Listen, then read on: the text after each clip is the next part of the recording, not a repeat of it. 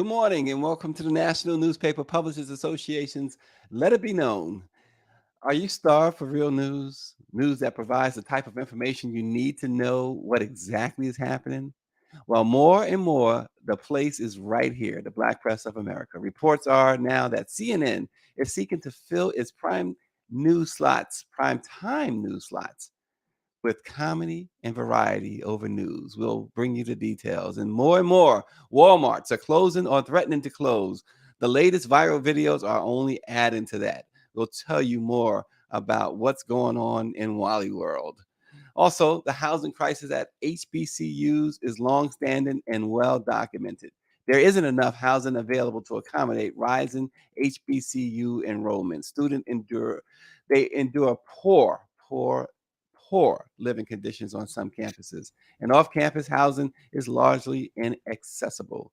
All this and more this morning. But first, we begin with CNN and mainstream media with Barrington Salmon and, of course, Cheryl Smith, the publisher of Texas Metro News and iMessenger Media. Good morning, guys. Morning. How are you? Good morning. So, Cheryl, so mainstream media is really doing a number, right?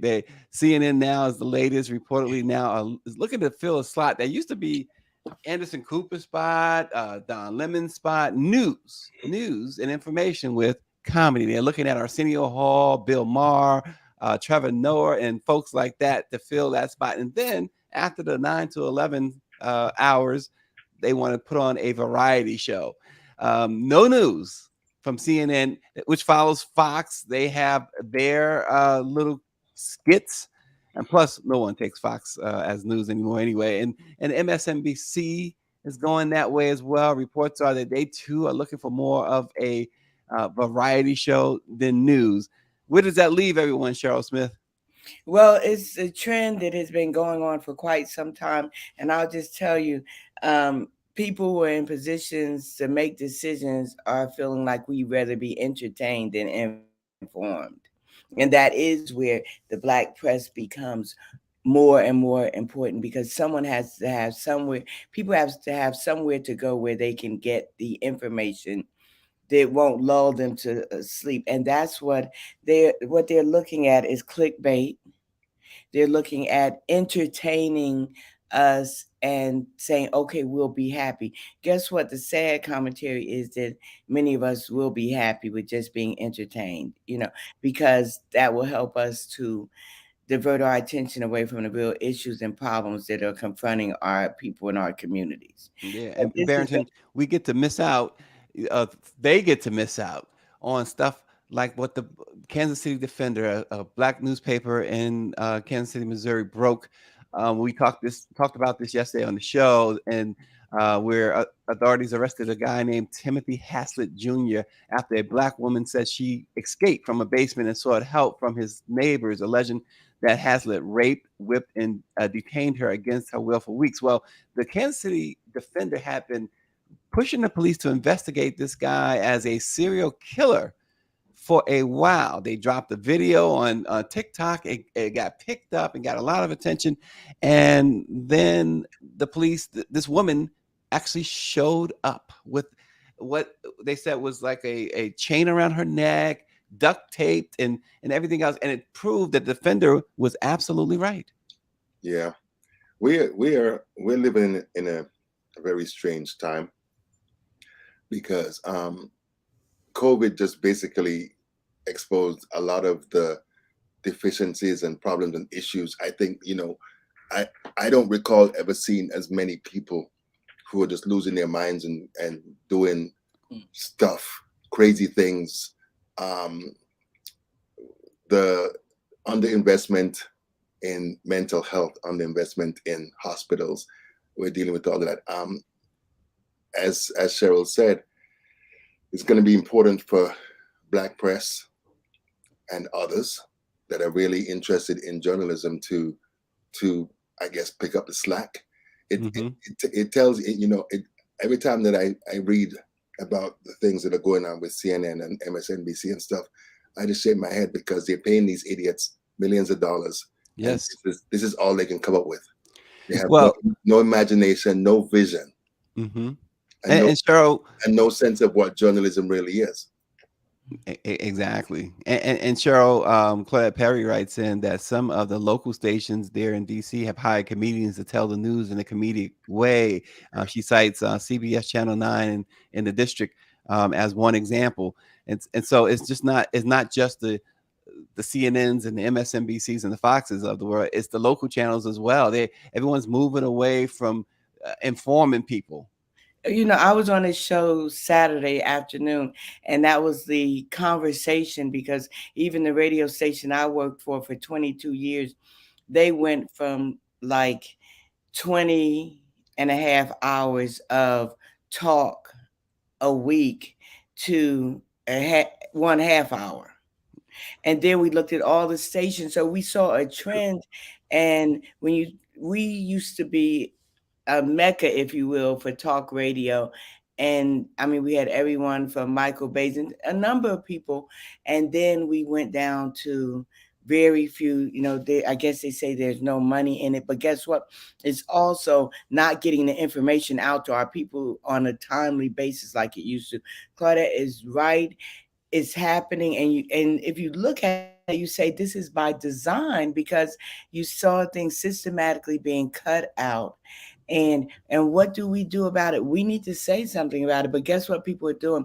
They're just turning it off. They're just turning off and going to other platforms. And that's why shows like this are important because we expect for people to come here because they know they're going to get information, they're going to get honest commentary, and we're going to critically look at the issues. And that's what we need so we can empower ourselves instead of having to create programming when something happens like a pandemic.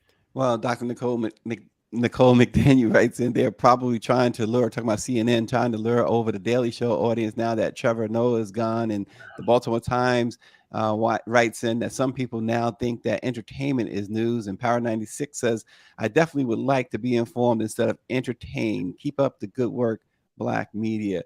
Again, 1827, right? We wish to plead our own cause.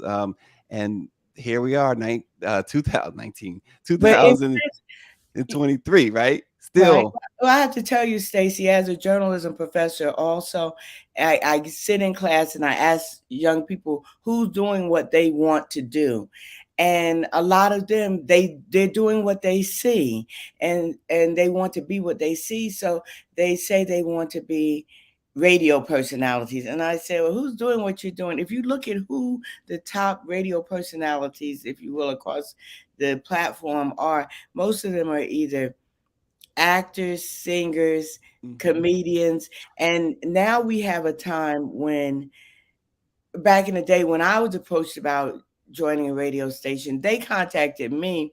They liked what I wrote and said, "Can you say it?" And I was a print snob, so I said no because it didn't have the respect for broadcasting, I have today that I had until today. But so I said no, but they were actually, okay, Cheryl Smith, they were bringing here. They're not doing that these days. Now you have to bring numbers. You have to come with a following. And so Mhm. they go to the entertainers and the musicians and folks who can bring that active audience right there. They're not Mhm. going to create, they're not going to see you sitting on a bar stool in Woolworths and Yeah. say, I want to make you a star today. Well, case in point, Kanye West opened his mouth and got into all that trouble, caused all that trouble for himself on one of the, what was it? That show with hip hop guys were doing the interview, and you got others. We ran into Fat Joe. Dr. Chavis and I ran into Fat Joe at the White House Correspondents Association dinner last year, and I'll never forget when I saw Joe. I said, "What are you doing here?" He said, "I'm a journalist," because he has a podcast, right? Right. So these are folks that they are looking at. No, and certainly no, you know, no shade to Joe, but this is the entertainment stuff that CNN is trying to do now, and this is why, again, and Cheryl, you said it best. This is why the Black press remains so vital. And we say it, other people know it. Yeah. But the thing, Stacey, is that this is just a part of a larger, I call it a plot. I'm not a conspiracy theorist, but I call it a plot because the less educated, the less connected, the less concerned the people are, the more the politicians and the criminals and the corporations can do what they're doing without without the spotlight, without accountability. One of the biggest problems that we have now is that with all of these hedge funds buying up these mom and pop papers and smaller papers, news, particularly local news, is gone to the dogs. Yeah. So in the past, when you had these journalists who would dig out the corruption and the other issues that these people were involved in, the criminal activity and other things that these people were involved with, now they do it with impunity because no one's watching them. You have newsrooms. I was reading some story about a newsroom in some rural place, I think in Jersey or somewhere, and they had one reporter and one photographer, Mm. which is And bad. Well, and this is hurting journalists. Just think about it. And I know you all have had to feel it at some time. Did someone had said before, you mentioned hip hop, mentioned Fat Joe, and I remember someone saying something about hip hop women and men taking jobs from actors and actresses. And but if you look historically at, the Sammy Davis Juniors and entertainers, they didn't just act. They sang, they danced, they mhm. were multi-talented. But nowadays, anybody who has a pen, a phone, they can say they are a journalist. Yes. So you have people, us sitting next to people or standing next to people, and they don't have the credentials that we have. They don't know what a style book looks like. They don't know. Mhm. Um, I sometimes I'm editing a story and I'm just like, is it me or them? Because people are writing like they text. But everyone can say you don't have to have a license to be a journalist, and that is what has made our industry go this way. Well, I think too, go along, is what we're talking about that has given rise to the citizen journalists and given more attention to the citizen journalists is because you have mainstream outlets not taking news seriously, not doing their jobs, and folks, and it shows you the rise of citizen journalism shows you people want to be informed, and they're going to try to be informed in any way they can. This idea of giving a prime time news slot to a comic is just that. It's laughable. Yeah. And it also shows you just how desperate it's all about money for them, right? The black press has always struggled to get by, to pay its bills, right? But nonetheless, with that, the black press is still delivered and delivered in a way that no other media, mainstream or otherwise, can ever hope to match. And it's been going on since before the end of slavery. So we'll leave it right there for now and go to this crazy situation. Now, I want to know how vital or how important is Walmart to communities of color? Do we have a sense, Cheryl and Barrington? How vital? How valuable is Walmart to communities of color? I don't know it. If you are of the mindset that any job is a job, then yeah, you can make an argument for that. But as we were talking about offline, um, every year you have these reports that come out that say that Walmart is one of the lowest paying jobs for their employees. I think they average like $8.80 an hour, and they said that a significant portion of the people who are employed by Walmart are getting welfare. We continue So to see basic, these. and I looked because I was doing some stories about that not long ago, and if my memory serves correct, Walmart made like 147 billion or 150 billion a year, but yet they won't pay their employees They a won't pay them. living wage. So as far as I'm concerned, they don't really serve any purpose. And I mean, if in a time, the flip side is that when a lot of people aren't getting a decent salary, you're gonna go to the cheapest place to buy your stuff. So Mm-hmm. that's that's the lure for Walmart, that you can get things cheaper. But I don't know about how much value it has to our communities. Well, many Do of you them are know? threatening to close, Cheryl. We keep seeing time and again these viral videos of Walmart employees and folks that visit Walmart. It was one just the other day, knife wielding guy. He was looking for $20 apparently, and uh, a Walmart employee clocked him over the head with a pole. This woman, a black woman, she tried to stop a white guy from stealing, and the guy, his response was, "You black, you steal anyway. You people steal." I mean, it's just crazy. And this is the video here of this situation that unfolded just a few days ago, where this guy obviously deranged, wielding a knife. And then there's that situation. You remember that situation where the young employee was held hostage for a moment there. The police shot the suspect to death at that point. But this stuff happens all the time, it seems, at Walmart. If you go to social media for any other reason, you're always going to run into Walmart, a video about something crazy at Walmart. Is this by design? This is, let me tell you, the government has the own, well, there are powers that be that they own the government that own Walmart. Walmart is such a beneficiary. I actually had executives of Walmart come down, and I may have told you before that they came down to Dallas because I was on the air and I talked about how Walmart was the biggest beneficiary of Hurricane Katrina. Because what did they give people? $2,000 Walmart cards. What did that allow Walmart to do? Buy at higher volume, Mm-hmm. because people, they can only use the card there. And we had this big discussion about it. But even now, Walmart cards are being given out across the country to people who get COVID shots. So they are allowed to benefit. What it has done is Walmart has closed down a lot of mom and pop stores, especially in small rural towns. I love going back to New Jersey and seeing the corner store, because a lot of them, Yep. are still there. That is so beautiful. But Walmart has a responsibility, and they can only do what they're doing with the support of folks. Folks who are in positions to make sure that they benefit.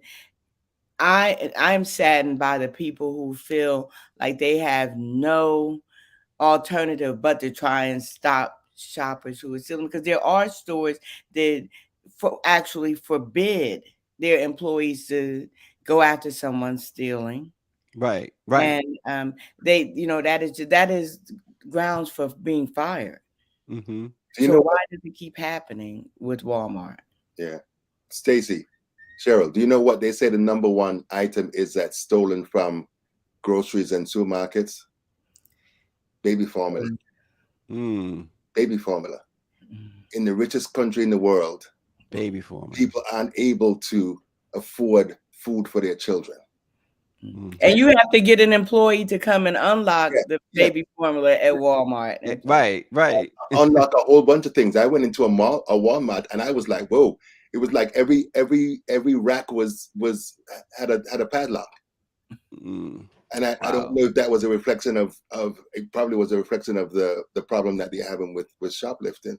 But the interesting thing is that when I was in retail a long time ago, if somebody stole stuff, you were able to recoup those losses. But you know So what? why would you tell someone to fight with someone to get something back that they stole? Yeah, and some of these, it's been proven to. In fact, there was a report just within the beginning of this year. These reports from Walmart and Walgreens and places like that report the stealing is certainly not as big as they claim it to be. In fact, putting these locks on the deodorant. There's place in Yeah, Walgreens they put locks on deodorant. yeah. it was proven unnecessary. And so they're trying to, at least Walgreens is looking to cut back on its security measures. Walmart, it's got to be something more behind, and I think Cheryl is on to it. It's got to be something more behind why we see all this with Walmart. I know there's this big feud. One of the underlying things is this big feud with Amazon. You know, and Amazon, of course, multi-billion-dollar industry, a company. They're competing just as much with Walmart, but they're doing it in a different way, right? Definitely, most definitely. And just think about, I'm going back to those rural areas where you have, I'm thinking of Georgia, where, you know, people have one major store in three cities, if you will. And I'm talking about I'm looking at even going west, like between Atlanta and Augusta. Walmart is the only place for them to go. You Yeah. know, we've Hmm. had some stories. We said, why are they shutting down this particular store? And they will say shoplifting. Come on, we've been in business a long time, Walmart, and they're just ways. Sometimes you wonder who is the dummy making decisions in areas when you say you are going to fight a system. We said that about airlines. You say TSA doesn't have it right yet. They had all this time when we couldn't fly and you couldn't get the system to work. We operate on dysfunction.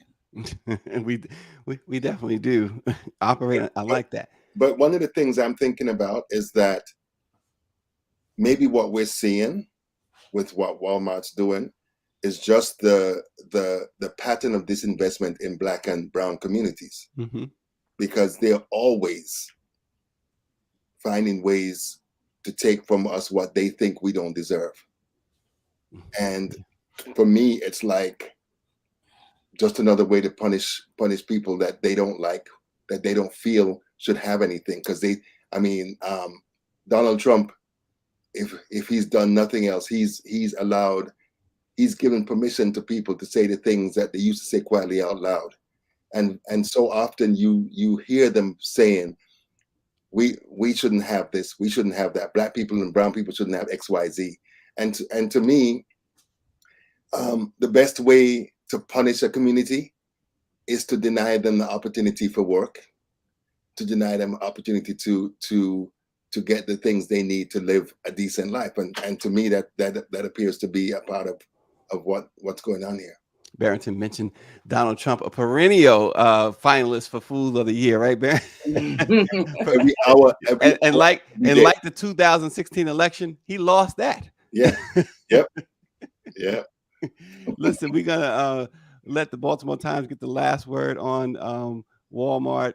Uh, they write in Walmart also pays very little in manufacturing to produce their products abroad. They are benefactors all around. In countries like Africa, workers get paid $100 a month. And David Youngblood says, I don't mind Walmart closing.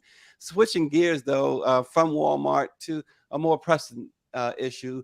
Historically, Black colleges and universities have been embroiled in a student housing crisis for decades. Now, some are getting creative to address the problem.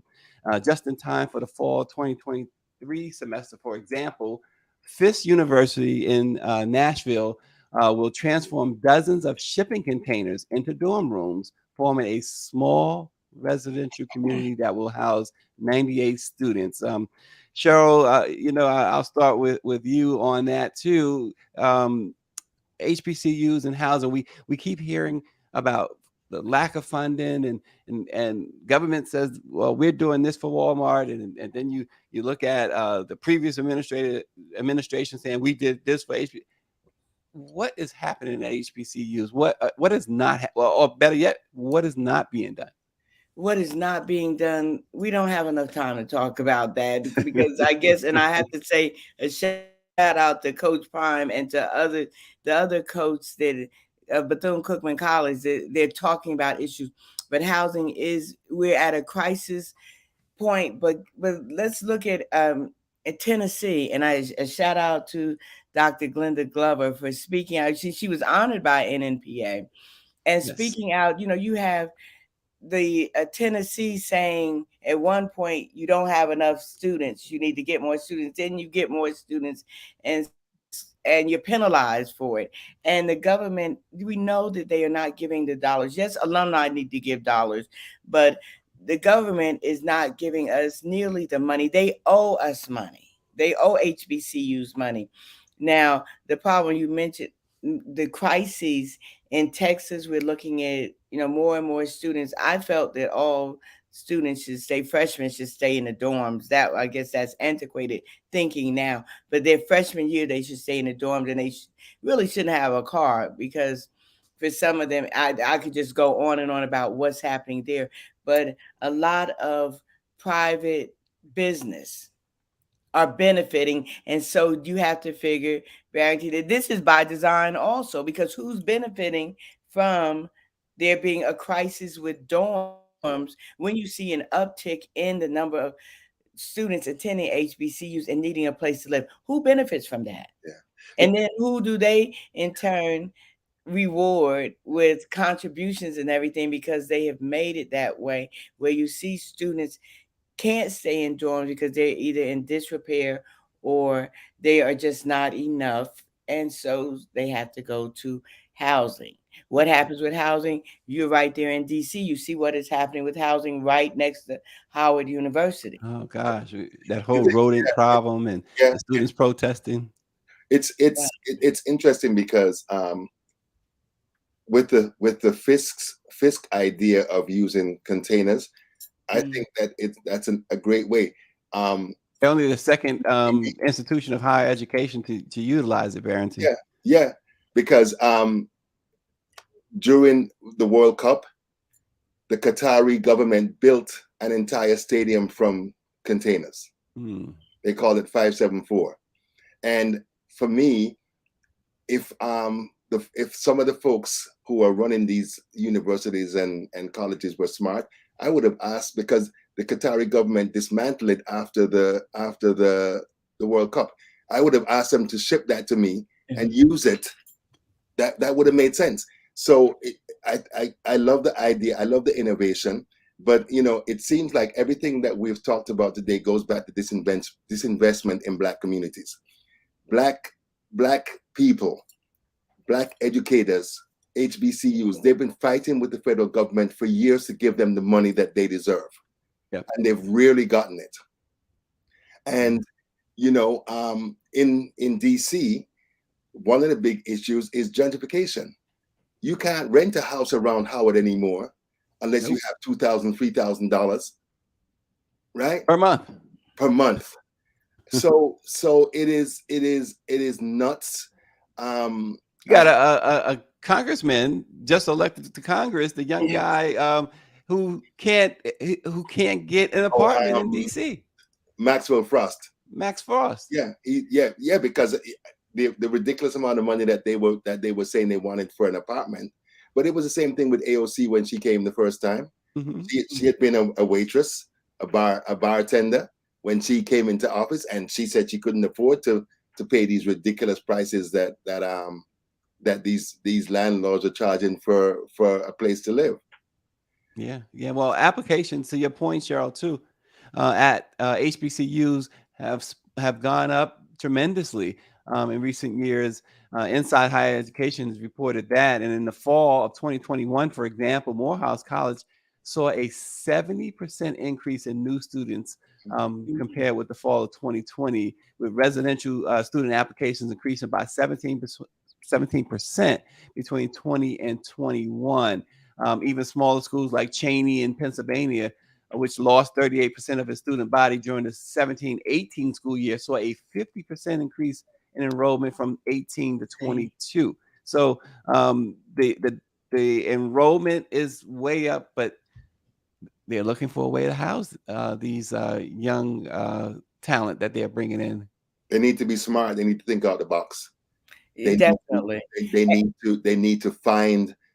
to make partnerships. I mean, one of the things that is so apparent to me, particularly post-COVID, is that the old ways don't always apply anymore. You got to think of new ways of doing things. You got to think of more innovative ways of doing things. And in this particular case, they got to. I mean, one of the problems I have is that you're paying administrators $1 million a year, and you're not providing housing for the young people who are bringing you the money to the university. So the whole thing is skewed. It's another Mhm. it's another case of capitalist bullshit, where the ones who make the money produce all of everything. They're the ones left out of the bag, and the ones sitting down supposedly using their mental powers are the ones that are making all the money. Oh, It's really very frustrating. And again, that's why we are so important. And Stacey, I want to make sure that I said something because your name came up in an interview with someone, Mm. this is a 50 years of hip hop. And I was talking with Chuck D, Public Enemy, and he was talking about, he was throwing the name Stacey around. I said, yeah, yeah, I know him. I sit at his coattail and take notes. But he was talking about the importance of the Black press, and it was really good to hear because Stacey, you work so hard and all the darn time. And so it was good to hear someone saying something and hearing when people give us the credit that we deserve. We need to dive deeper into and pay attention to these people who are going to our HBCUs and seeing things happening and calling it out. We need to not focus on them, but focus on the issue and solve some of these problems. I had someone tell me they've been sitting on a foundation board at their school for 25 years. What the heck are you doing there? Yeah, And who's doing it? And when you look at certain states, my alma mater, FAMU, happens to be in a state with a crazy governor. I live in a state with a crazy governor in Texas. And there are enough states around the country with crazy governors, and they appoint people to these boards of our HBCUs who don't have our best interests yeah. at all. And yeah. they need to be called out and held accountable. But there's a fear factor, unfortunately, that we have to deal with. And so when someone speaks out like Dr. Glover did, like some of these coaches who are going and saying this is asinine contract. There are contractors getting money from our HBCUs, and it's a waste. Hmm. The disparity that you see from different colleges, you are actually going to penalize a school for increasing their enrollment. Yeah, yeah. But they Well, don't want us to be educated. Yes. mhm. We're an aberration. They do not want us to be educated. They want us to just know just enough to run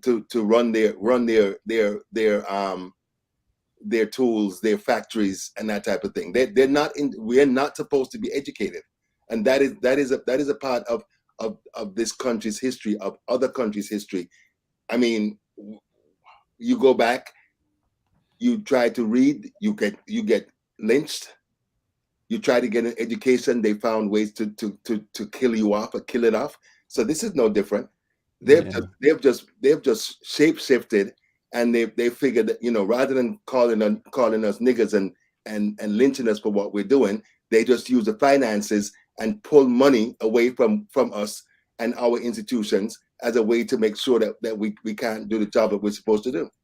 So And it comes those down. people who were getting lynched and were working hard and were former enslaved Africans, they wanted us to go to college. And what did we do? We got a little education, and folks started playing in our head, and all of a sudden you hear the ones who are so-called educated saying, oh, college isn't for everyone. Yeah. But heck, laying on my couch every day is, standing on a street corner is. We became educated and then miseducated again and again. Miseducated.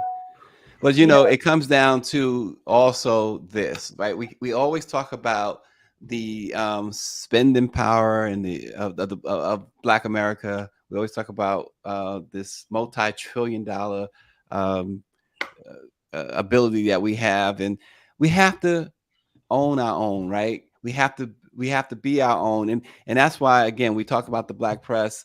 The Black press is authentically Black, and this takes nothing away from other Black journalists. There are many Black journalists who don't work for the Black press, um, and here at the Black press, we have to stay true to us, right? And Please. everyone who has a black newspaper in the NMPA, everyone who owns a black media company, there is just that is they're black. The ownership has always been black. You mentioned Chuck D. Chuck texted me the other day. They have something. He has something coming out that we'll be able to announce next month, and it's going to be, just think of Elon Musk. I'll put it like that. And Yes. so they're doing something on that scale. It's going to be black owned, black run, black operated, black employees, and so it's But important. Stacy, we Yeah. I agree with you 1,000%. But just because you look black don't mean you ain't black. Well, and You that's are black. and that's the differentiation of the black press of America Yeah, and yeah, black media, yeah, and yeah. and so people don't, Yeah. Black they owned don't get it. media versus black targeted media. Black targeted media, And then exactly. but we're dealing with the brainwashing, however, though, because black people still think other stuff is better. And that is a problem we have to deal with. And so we those people who are black owned media, we bear the brunt of doing something we love for the people that we love who sometimes don't appreciate it. And but we have to stay vigilant, and we have to realize, sometimes, sadly to say, we don't we have to remain authentic, and that is the difference. That will make the difference when they look here. You're not talking.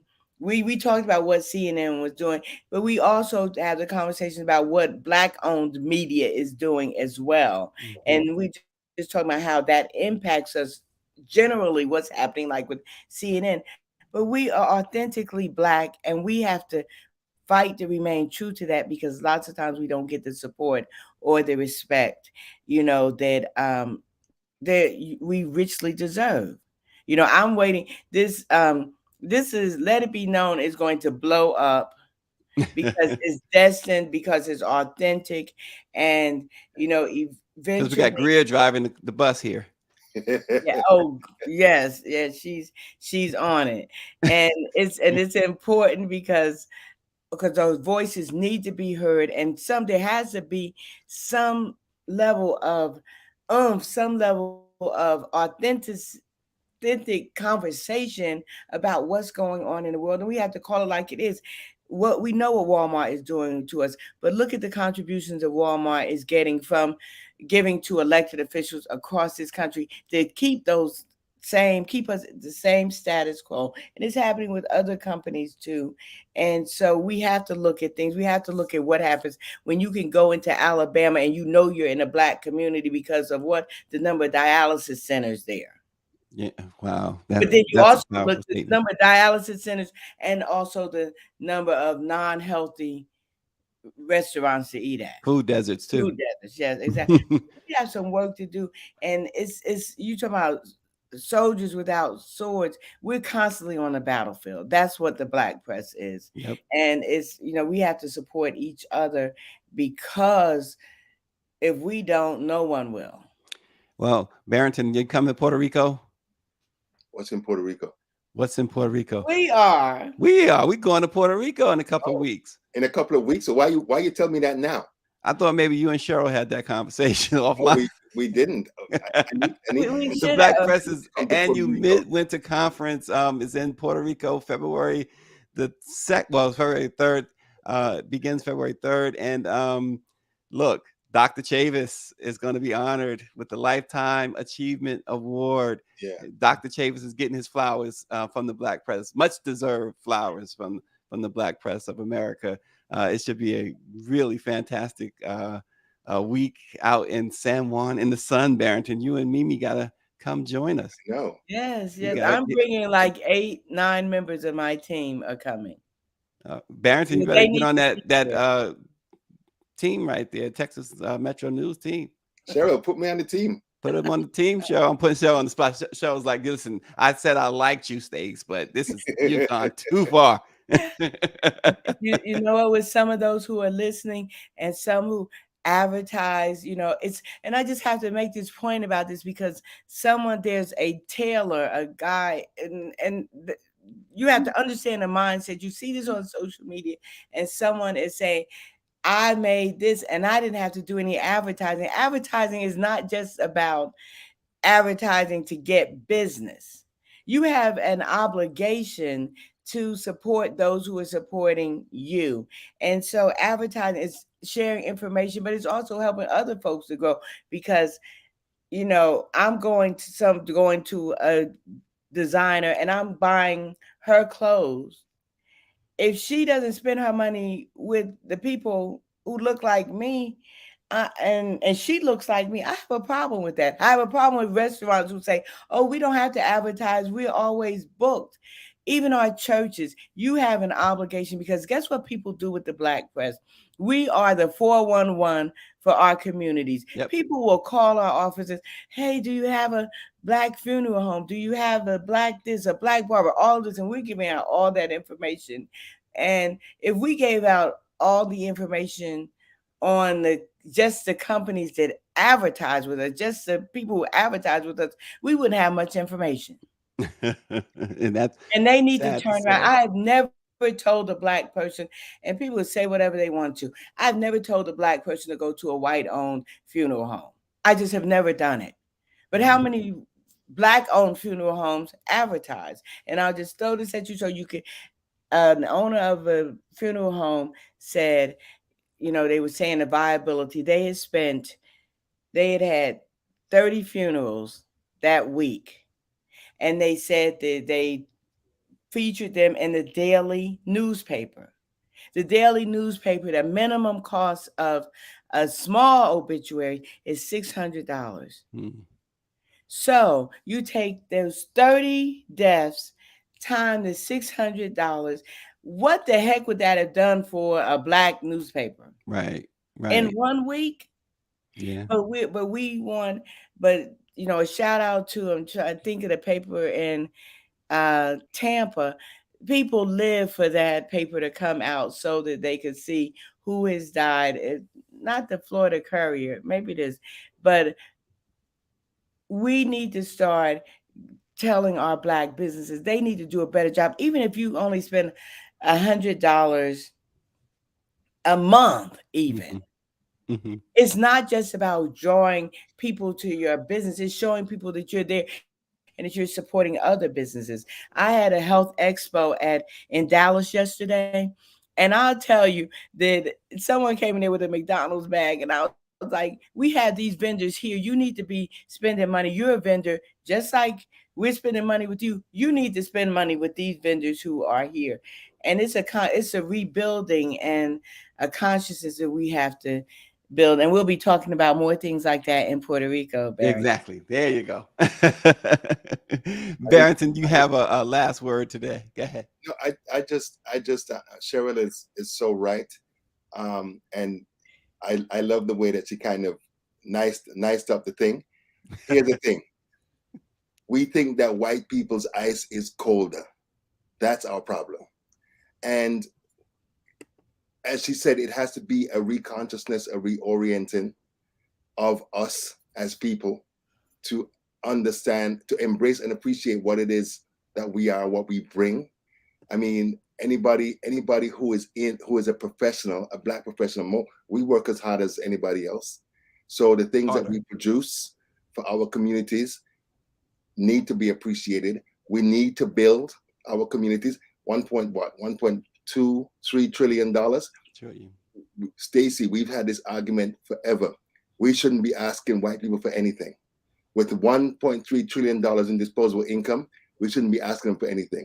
And what we need to be doing is developing partnerships with real allies, allies who aren't concerned that we're authentically black. Because you have a lot of people who will support you if you're some goddamn clown and pretending that you're something that you're not.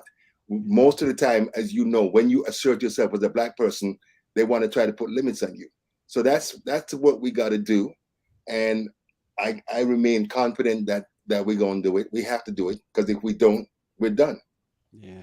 Well, listen, go to all ice is 32 degrees Fahrenheit. Cheryl Smith says, go to the Let It Be Known YouTube page today. We're going to start dropping some things that you guys are going to love only exclusively on our YouTube page. Subscribe, it doesn't cost anything. And as Okay. we keep saying, if you don't like it, you're going to let us know about it. So go over there, check it out, and keep tuning in because Cheryl Smith is right. We're about to blow up. No. Thanks for joining. Let It Be Known. Thanks, Barrington. As Thank you. always, we're Thank gonna bring Barrington back soon because we're gonna need our fool of the month. And so Barrington's got to let us know who the fool of the month of January 2023 is. And Cheryl, is always a pleasure. Looking forward to seeing you in San Juan. We're gonna have a good time. Thanks, everybody, and we will see you tomorrow.